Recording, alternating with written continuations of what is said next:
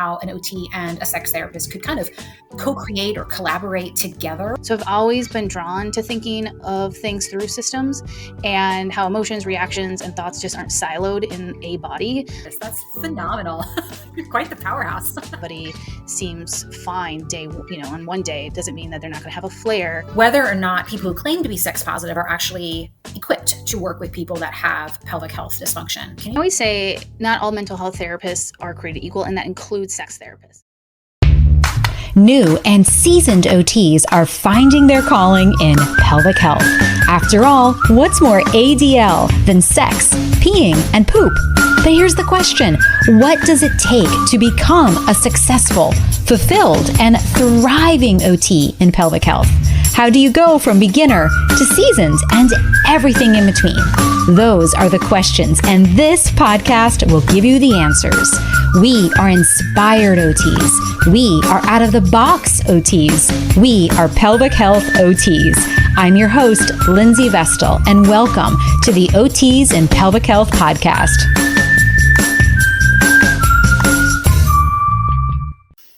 Jessica, thank you so much for being a guest on the OTs for Pelvic Health podcast. I am thrilled to have this conversation with you today. Thank you for inviting me. I mean, I am equally thrilled, maybe a little bit more thrilled. I love OTs. They're my favorite. So to be able to have a whole audience of pelvic OTs is exciting. That's really cool. Yeah, this is going to be great. I'd love to get started with learning a little bit more about your background and what drew you specifically to working with pelvic pain and menstrual dysfunction.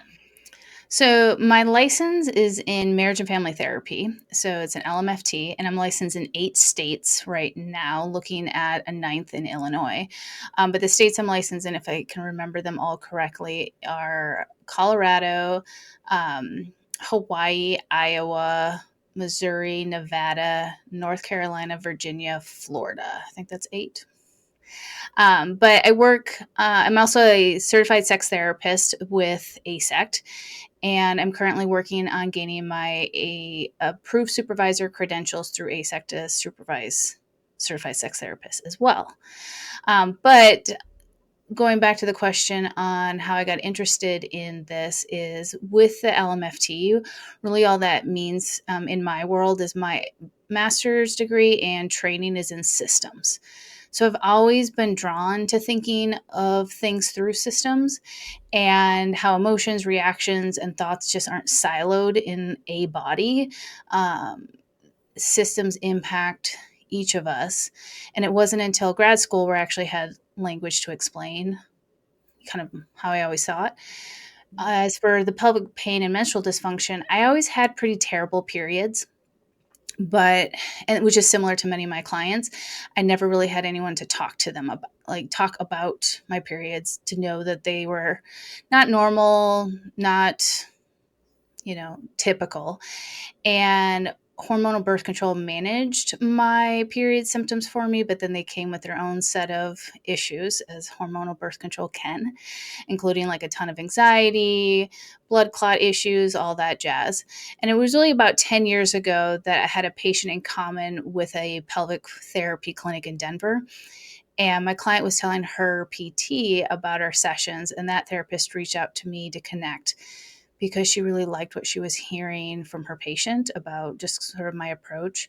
And that snowballed into them referring a lot of clients to me, and my name being shared with other pelvic therapists, urogyns, pain doctors around the Denver metro area. And then COVID kind of scattered them all, so it branched out into broader Colorado.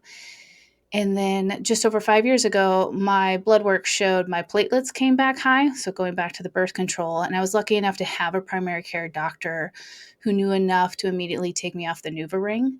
And it was at that point I learned a lot more about how many women are having strokes, dying due to the NuvaRing. And that's probably around the point too I decided to narrow my practice focus to simply pelvic pain and menstrual dysfunction. I was already an advocate for women's sexual health, but it was important for me to use my privilege to educate people outside of my clients about medical bias, ableism, dynamic disabilities, all that jazz. And then now this past year, I've launched my new brand, which is In Her Wisdom. And along with my subscription service, with that, I moved out of Colorado into the Midwest and began to network and sketch out even advocacy opportunities here in the Midwest. And I'm hoping to launch an on-demand learning platform for providers in 2026. And then also in the process of being certified in pain reprocessing therapy. So that's kind of a broad background of me. Oh my goodness, that's phenomenal. You're quite the powerhouse. I mean, people say that, but I was like, I was silly and dumb enough to rebrand and move out of state at the same time. Not something I would recommend to anyone. I don't know. When life's in chaos, I sometimes think it's just best to double down. Yeah, that's what I told my husband. I was like, either this is the smartest thing to do or the dumbest, and I'm not going to know until the end. I love that. Super quick, just because I didn't know this, tell me a little bit more about the on demand learning platform. That sounds really cool. So the on-demand learning platform is, like a CE provider, so continuing ed. And right now, I got my credentials through ASECT to be a CE provider through them, so that helps. And at least in the mental health side, ASECT is recognized by a lot of states as reputable CEs. And so even though I'm not credentialed with each state for their CEs, since it's a national one, a lot of states recognize and accept it. So I can reach more sex therapists, educators, and counselors and talk about things that I'm passionate about, like understanding the menstrual cycle. That's a topic I talk about a lot, is how we conceptualize our clients through the menstrual cycle, particularly like the ableism and the microaggressions around ableism that can show up in the mental health room. I think we all know how they can show up in doctors' offices, unfortunately, but it's still showing up with other therapists too. I hear that a lot from my clients who have seen other therapists. And just understanding that dynamic disability, just because somebody seems fine on one day doesn't mean that they're not going to have a flare and be bedridden in a couple of weeks. And to really appreciate even how our cancellation policies are mirroring microaggressions around, punishing people who are flaring and can't drive or can't make it to a session. Okay. And is that something OTs would be able to take as well? So anybody could take it. Everybody would have access to it. I don't know if OTs could count it as CEs for their credentialing, but I'd hope so. Fingers crossed. Yeah, and we'll add it to the show notes too, just to make sure everybody, especially like if it's not out yet, we'll make sure that everybody can find you and do all that. Um, I would love if you could share some examples with us, just because I think that there's such an amazing opportunity for OTs to work with sex therapists. And for those that maybe haven't done it before or are curious and want to understand it, would you mind sharing like an example of how an OT and a sex therapist could kind of co-create or collaborate together for a client that maybe was experiencing, let's use the example of maybe pain with sex, nervous system dysregulation, maybe some trauma in there? So I would love even more collaboration be with pelvic OTs, and I think it'd be great for OTs and sex therapists to have an opportunity to talk about their experiences with a client, sort of quote unquote off record. Even just to go back and forth, and not that we should bash clients or anything like that, but simply to be able to talk freely about Yeah. clients, because I'm already using a lot of the same language as OTs when it comes to the nervous system dysregulation. So it continues to be helpful to clients to continually hear that same message, that same language, but also hearing what tools and techniques each has to recommend. So what am I suggesting to patients or clients, and then what the OT is, and how it was received. And so we can support each other versus trip over each other. I had this literally just last night. One of my clients who's seen a pelvic OT was given some homework by her OT for journaling. And she brought it up, it kind of was not complaining, but she's like, oh yeah, I got this homework. And I was like, go get it. So she ran and got it, and I said, okay, walk me through some of these journal prompts and what's coming up for you, and why are we avoiding the journal prompts? And, and then one of the journal prompts, her brain went blank, is because I asked her, I said, what's the first thing your brain gives you when you read that? She's like, it just went blank. Perfect. And so to kind of educate her a little bit more of going, that's what you write. My brain went blank. And I was like, why do you think it went blank? And we talked about protective mechanisms. And so that being a perfect example of, had I not asked her to run and get them, she might not have completed these journal prompts. She still might not complete the journal prompts, but at least has a little bit more language that I could Mhm. help that OT now have something, in their next appointment. Oh, I love that. What a great example of team support, and continuity of care. That's beautiful. Could you tell us what pelvic health therapists should be looking for when potentially referring our clients to sex therapists? So I always say not all mental health therapists are created equal, and that includes sex therapists. So, yes, sex therapists typically have additional training. And I'm going to put an asterisk at the end of that, because even the term sex therapist isn't protected. So, anyone can use it. So, what does that even mean? So, first thing I would look for is whether they're certified or not. So, certified sex therapist is somewhat more protected, but it usually comes with, they had some sort of additional training. Um, and in the sex therapy world, there isn't a whole lot of regulation. So, even with the word certified, but my certification is through ASECT, which is the American Association of Sexuality Educators, Counselors, and Therapists. And it's probably the most well known, and they protect the phrase ASECT certified sex therapist. Now, there's other national organizations that also people are drawn to. Maybe ASECT isn't for them, or they have, personal boundaries that ASECT doesn't align with or whatever, and it's okay just to understand, what if someone says they're a sex therapist, are they certified? Where is that certification coming from? Is it a Googleable source? And the second thing I would look for is, I would request a copy of the therapist CV. And especially if you're a potential client or you're looking for someone to refer to, I don't think this is necessarily a big ask. Yeah. And that way you can see if and where they received their certification from. They should also list trainings on their CV too. That way you can get a sense of their specialties, what they're drawn to, because most sex therapy training programs barely teach on pelvic health. So, for example, my training program was over 150 hours, and only one of those hours was on pelvic health, and not a whole lot on menstrual health. Like, I don't remember or recall a menstrual dysfunction as simply other than these are diagnosable things. And then finally, I would talk to them, meet them through Zoom, meet them for coffee. If you can, is this someone you connect with and feel comfortable with? I mean, I wouldn't recommend referring to somebody you don't like. So, do you like them? Right. That's really solid advice. And I honestly don't think I knew that the term sex therapist wasn't regulated. It's crazy once you start looking into even state by state, some of these things that we as intelligent consumers just bypass when we hear that term. So thank you for bringing that to our attention. And I think asking for the CV. And I will say that Jessica gave me her CV when we were planning this podcast, and I didn't even ask for it. So I can tell you're an absolute believer in that, in demonstrating the trainings and just who you're made of and where you've been spending your time. I love that.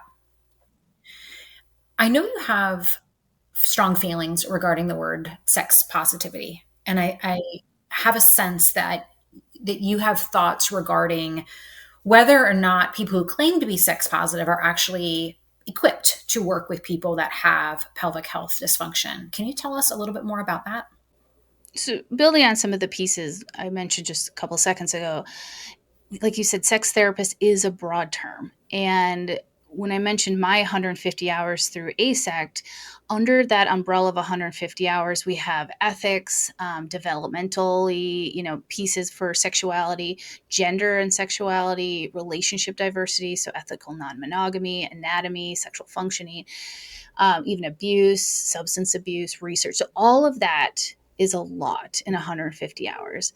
So it kind of means that technically any certified sex therapist should have taken at least one class about, say, pain with sex. And they might know the phrase vaginismus, like not might, they should know it. But do they specialize in that? do they see it every day, all day? And then, expanding that to pelvic pain and like menstrual dysfunction, like endo. Endo is a hill I will die on. 1 in 9 people with a uterus experience endo, and yet we don't have training in the sex world on how to handle that from a mental health perspective. And I repeatedly hear sex therapists simply refer to pelvic therapists. They just refer their clients out over and over and kind of expect pelvic therapists to have a magic wand. I mean, there is the pelvic wand, which I do think is magical, but like to just fix it, versus understanding what can be done in the room.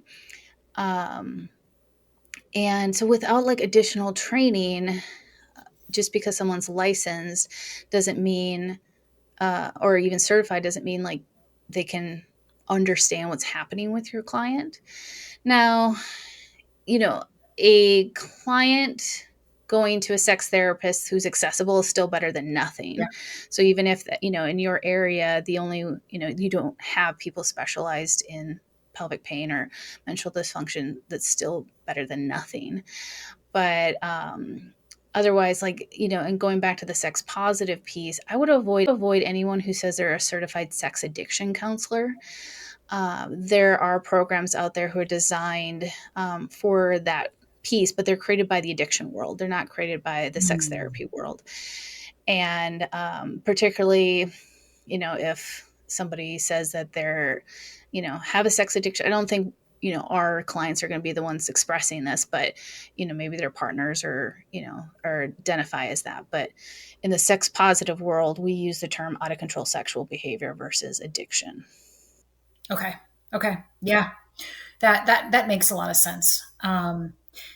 A lot of the OT framework, we do a lot with sensory integration. We do a lot with nervous system regulation with our work with clients. I'm curious how you see that intersecting with your work as a sex therapist. So I myself have been diagnosed with sensory processing disorder. So I'm obsessed with sensory pieces. And it's funny because I'm always like talking about it and my clients are like, seriously, enough of this. But I personally, as and professionally as a clinician, am looking for constantly looking for sensory stimulation and masking that could be adding to my clients' mental capacity and their ability to regulate their nervous system. Things that they might not notice, because it took years for me to fully, and I still learn new things about myself, fully appreciate how much of a mental load that is. And pain and discomfort is a sensory input. And not only has emotional and mental symptoms like irritability, anxiety, burnout, but sensory overload can add to the physical symptoms like nausea, increased pain, like fibro, headaches, migraines, things like that. So I'm always encouraging, whether it's pelvic therapists or even mental health therapists, to consider sensory input. I think OTs do this great, so I usually never have to explain why, but if I do talk to like PTs, what messages are their spaces sending from a sensory input? Visual cues, like a disorganized space, can be telling the nervous system this isn't not as unsafe, but can just be distracting. Unexpected noises in the hallway. I've been to clinics where it's like really echoey, and so that can, again, just maybe just somebody walking by can trigger the nervous system to go on alert. Essential oil blends, certain scents could trigger people, and all this, I think clients are taught to expect, but not consent to. Like, they don't realize they can consent out of essential oil blends, because they don't want to be a burden, or it's fine. They've learned to cope with it. And so to be able to conceptualize your space that way of like, yeah, how would somebody who's already has a lot of anxiety coming into the space going to calm down? Yeah, absolutely. Oh, I love that. Those are really clear examples. What's your approach if you think that one of your clients has either a sensory profile or trauma history that's showing up and contributing to their sexual challenges? What do you do in those situations? So usually a ton of psychoed. around sensory seeking and avoidance. It's usually pretty gentle, because I have dropped this on clients, and that just be like, oh, it's this because I see it every day. I'm not usually sensitive to what it could mean. So now I've learned to slow it down. So do a lot of just, hey, like, do you like this? Do you notice you avoid this? And usually in the framework of pleasure and disgust versus sensory seeking and avoidance, because those feel clinical to me. Yeah.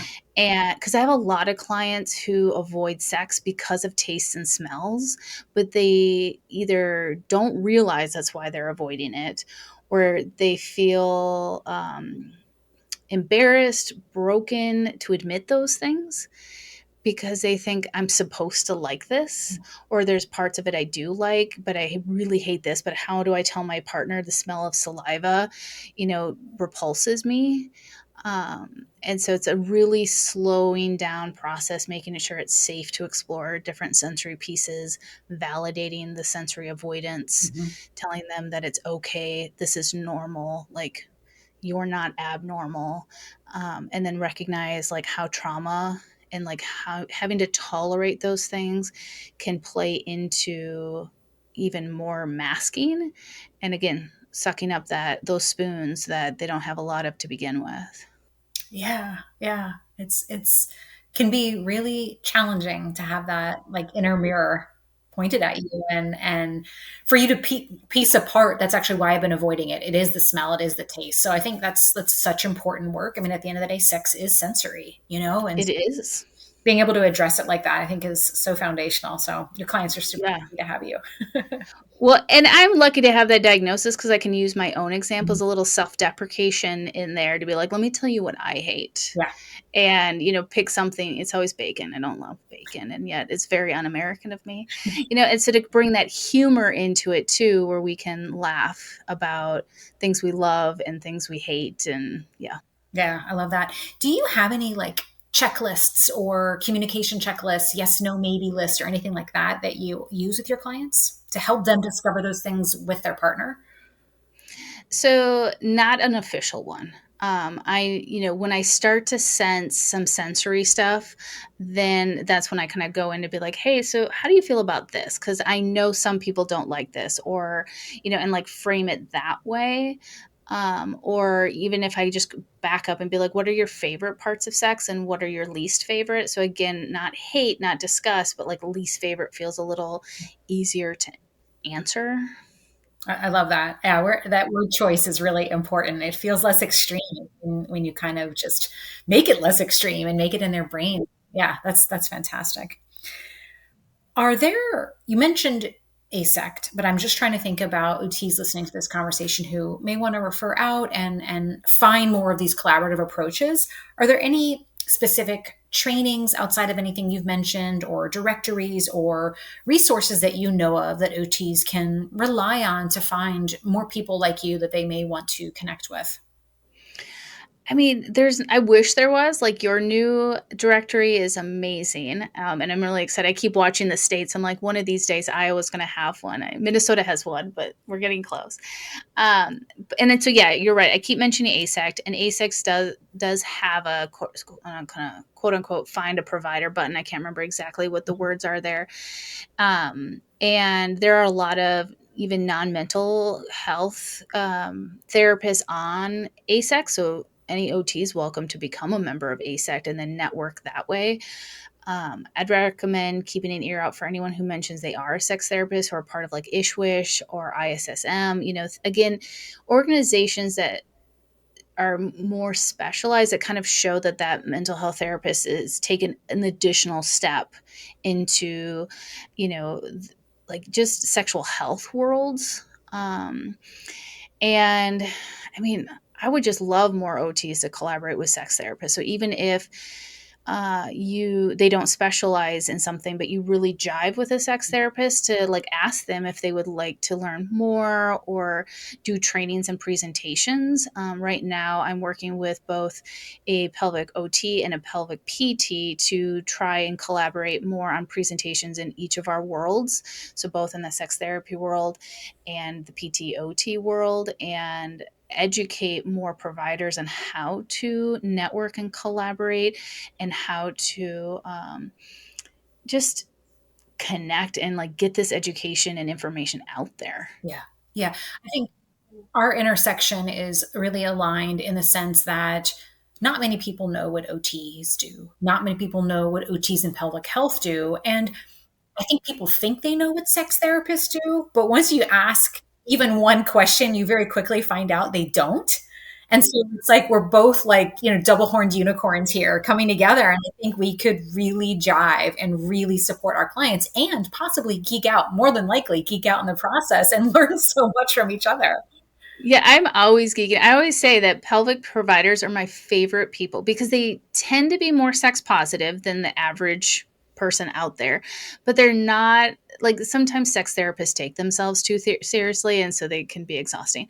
And so I try to, like, I'm like, they're easier to get along with than sex therapists. And yeah. Yeah, totally. Jessica, is there anything else that you would want our listeners to know or hear about that we maybe haven't had a chance to dive into yet in our conversation today? I mean, I'd want them to know like how valuable they are to the sex therapy world. And I think about, sometimes people become intimidated by the idea of networking, and to be able to know that you have value to sex therapists you reach out to, ask questions, ask for these CVs. If they don't have their trainings listed, ask for their list of trainings, and to know that you are bringing something of value to the table to a sex therapist, and point of referrals and things like that. So make sure they're the right fit. Make sure they, have the same values and the same interests and the same passions and the same geeks out stuff as you do. Yeah, that's great. I love that advice. So where can our listeners learn more about what you're up to? You clearly have some amazing things planned. So we want to kind of track you taking over the world. So the new brand's website is InHer, so INHER-wisdom, WISDOM.com. And so InHer Wisdom will also have the subscription service. So the subscription service is it's a bunch of things. So I had to stop and think about it. So there's like educational videos, there's interviews under what it means to be a girl. And I'm trying to interview more and more people who are dealing with a variety of things associated with being a girl, but more specifically with pelvic pain and menstrual dysfunction. There are book reviews, there are journal prompts. So all of that will be under the subscription. How to get a hold of me will be there. My Instagram will be there once I get the on-demand learning. I think my website person and rebrander, she was like, can we take a beat before we start the next thing? I was like, phase 3, we're done with phase 2, let's go. And so we are going to take a beat for both of our sanity's sake. And so hopefully early next year that will show up. Sounds great. I can't thank you enough for taking the time to chat with us today. It was incredible and I learned so much. So I'm excited as our paths continue to cross. Jessica, thanks for all the work that you do. Thank you. Thanks for listening to another episode of OTs in Pelvic Health. If you haven't already, hop onto Facebook and join my group, OTs for Pelvic Health, where we have thousands of OTs at all stages of their pelvic health career journey. This is such an incredibly supportive community where I go live each and every week. If you love this episode, please take a screenshot of this episode on your phone and post it to IG, Facebook, wherever you post your stuff, and be sure to tag me and let me know why you like this episode. This will help me to create in the future what you want to hear more of. Thanks again for listening to the OTs and Pelvic Health podcast.